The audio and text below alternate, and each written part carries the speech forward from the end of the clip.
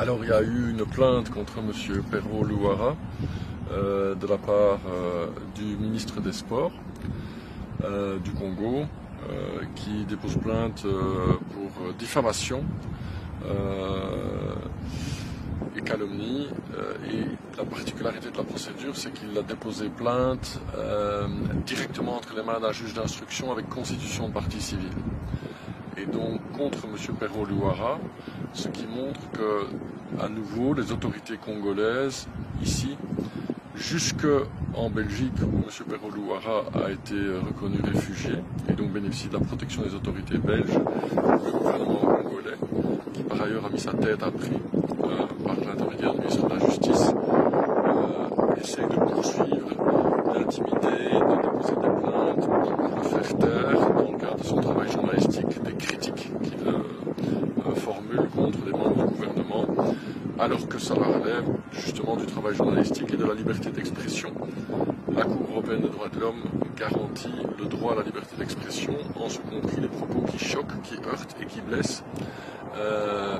Visiblement, le ministre des Sports est heurté, choqué et blessé par les propos de M. Pero Luara. Il y a le dicton qui dit qu'il n'y a que la vérité qui blesse. Si des choses ont été dites, c'était par rapport à de la malgouvernance, à des délits d'ordre financier, de la corruption, dont on sait que le gouvernement congolais a ce type de pratique. Et voilà, il y a des journalistes qui le dénoncent. Ça ne plaît évidemment pas au pouvoir, mais de nouveau, comme je le disais, un pouvoir qui s'en prend à des journalistes, c'est le signe à la fois d'un pouvoir autoritaire et d'un pouvoir faible, parce qu'il a peur des vérités qui sont énoncées par les journalistes, et donc il choisit la répression, l'intimidation. C'est clairement le cas ici, où la justice belge maintenant est instrumentalisée pour essayer de faire taire un journaliste en exil. Nous allons essayer et demander au juge d'instruction de clôturer le plus rapidement possible cette plainte complètement sans fondement, pour éviter que ça traîne, que ce soit clôturé. Il faut que la justice belge prenne ses responsabilités par rapport à ça. C'est clairement des plaintes pour augmenter la pression, faire taire. Ça vient en même temps que la mise à prix par le ministre de la Justice. Il y a cette plainte du ministre des Sports. Visiblement, ce sont des attaques généralisées contre une personne qui dérange le pouvoir en place, à savoir le journaliste Pero Luara. Écoutez, mon avocat vous a dit ça. Ceux qui pensent qu'ils vont vraiment nous faire taire, ils se trompent. Nous allons continuer à faire notre travail de journaliste. Ici, je voudrais rassurer à tous les téléspectateurs et les téléspectatrices de ces belles télévisions. Je voudrais rassurer le peuple congolais que ce que nous faisons, nous ne le faisons pas contre un individu, mais nous nous battons pour des valeurs.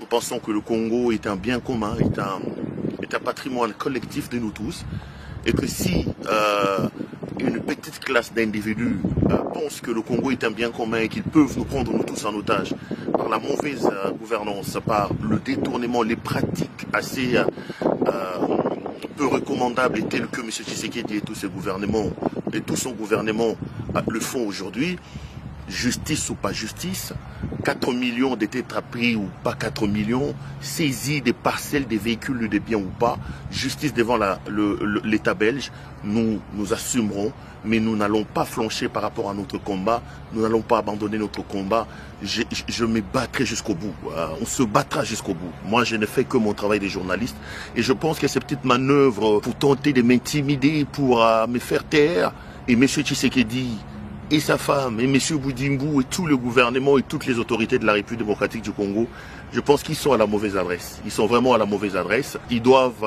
revoir leurs calculs parce que le travail que nous faisons, nous n'allons pas l'abandonner. Nous allons continuer à le faire. Donc non, moi, ça ne m'embête pas, ça ne me dérange pas. C'est des manœuvres, comme l'a dit mon avocat, pour vraiment me faire taire, pour m'intimider. Mais c'est comme j'ai dit, et M. Boudimou, et son patron Tshisekedi, et sa marraine Denise Nyakero et tout ce monde-là, ils se sont vraiment trompés d'adresse. Nous allons rester debout, nous allons nous battre pour sauver le pays.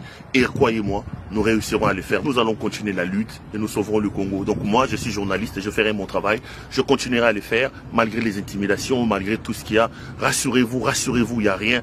On va continuer le travail et on se retrouve sur les antennes des CPL comme d'habitude. Merci beaucoup. Merci pour vos messages de soutien et merci beaucoup.